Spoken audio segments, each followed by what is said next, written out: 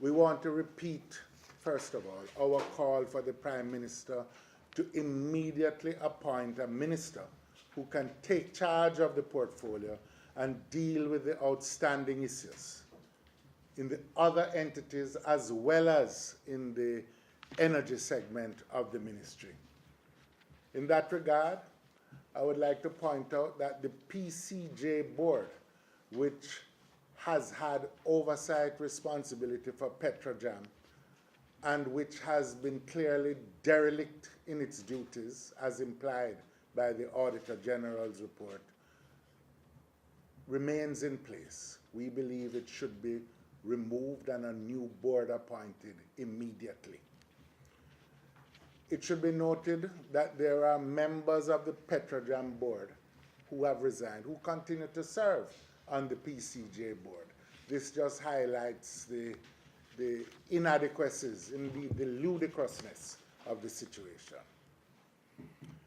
The Auditor General's report reveals the great extent of corruption, nepotism, mismanagement, and other irregularities which have cost the Jamaican taxpayer billions of dollars. The report also reveals vulgar extravagance on the part of the political leaders of the ministry and their carefully selected political appointees. It reveals also the lack of oversight by responsible officials and the fact that Parliament has been misled by members of the government.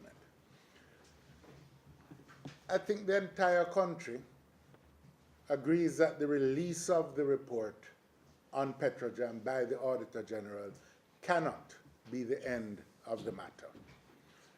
When the investigation started into the Petrojam saga and into the other entities of the then Ministry of Science, Energy, Technology, the Prime Minister promised that a minister responsible for energy would have been appointed in short order.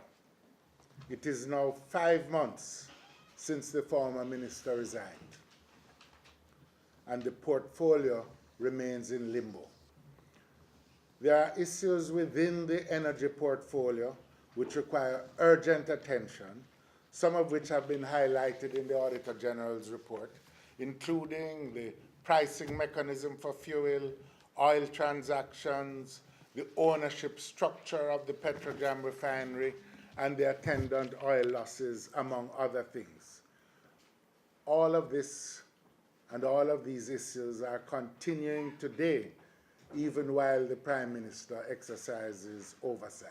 Despite the corrupting of the recruitment process, which has been demonstrated in that segment of the portfolio, including the hiring of a CEO who did not meet the basic requirements advertised for the post, while at least 24 other qualified individuals who met those requirements were not even shortlisted. We believe also that the board of the Universal Service Fund should be called upon to resign and should demit office. We note also that the NESOL board remains in place despite the recruitment of a general manager who again did not meet the minimum requirements advertised for the job, and where at least 2 senior employees are being criminally charged. In short, we can say that during the Prime Minister's tenure, nothing has been done to repair these significant breaches. I repeat the call for a competent minister to be named for this portfolio. Secondly, I want to repeat the call made earlier by the party for a forensic audit of the Petrojam operations to be undertaken by independent professionals without further delay. In particular, we are calling for a separate audit of the transactions between Petrojam and West Indies Petroleum Limited to be undertaken to answer the question of the missing oil revenues. This particular aspect of the problem was not addressed in the Auditor General's report, but we consider it to be of the utmost significance. I'd like to remind that the audit done by PDVSA of Venezuela, which was submitted in February 2018 into the operations of the refinery, indicated that there had been emergency purchases done in March 2017 by Petrojam from West Indies Petroleum Limited, which in their view did not qualify to be treated as emergency purchases. They also pointed out that spot purchases of oil were made from West Indies Petroleum at prices that were well above market prices. We think this matter deserves special mention, especially in view of the fact that at least $300 million of taxpayer money was spent purchasing oil above market prices from West Indies Petroleum. We need to know where the money went, who benefited, and whether there are other consequences that should flow from this. We also maintain that appropriate investigations should be undertaken by MOCA, the Major Organized Crime Agency, and the Integrity Commission to determine whether there was criminal behavior, not only in the transactions regarding West Indies Petroleum, but also in other areas of the ministry.